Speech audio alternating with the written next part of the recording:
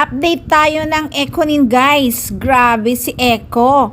Kilig na kilig ang mga babae habang kinakantahan niya ng theme song nila ni Miss Janine Gutierrez. Hays, kilig na kilig talaga sila. Napakagwapo naman kasi ng aktor at napakabait pa.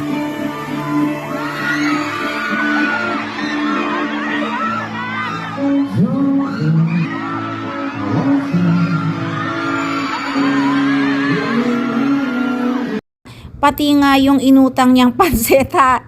Sinigawan pa siya ng tindera yung utang daw niyang pansit. Napangiti na lang ang aktor. Napakabait talaga ni Eko. Jericho! Yung utang mo! Yung utang mo! Bayad mo sa pansit! Napakilig na naman at napasaya ni Eko ang mga kababaihan sa Bicol. So, syempre, update naman tayo kay Miss Janine Gutierrez.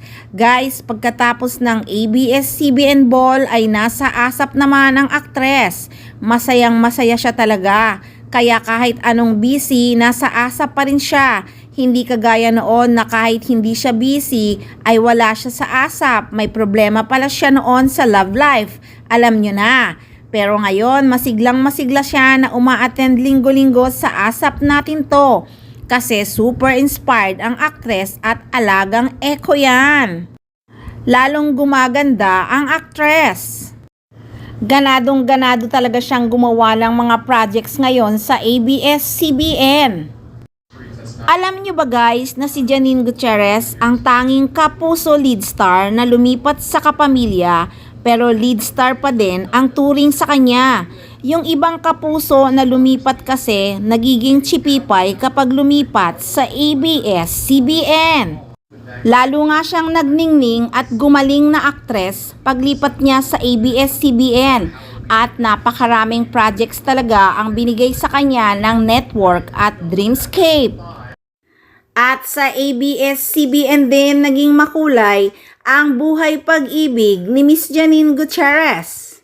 So yan muna ang updates ng Ekonin guys. Marami pa tayong aabangan na mga ganap ng Ekonin. Lalo na ngayong mga susunod na mga buwan dahil marami silang ginagawang mga projects. Kaya syempre huwag kayong magsawang tumutok at mag-abang. Dito lang yan sa Maarteng Machika!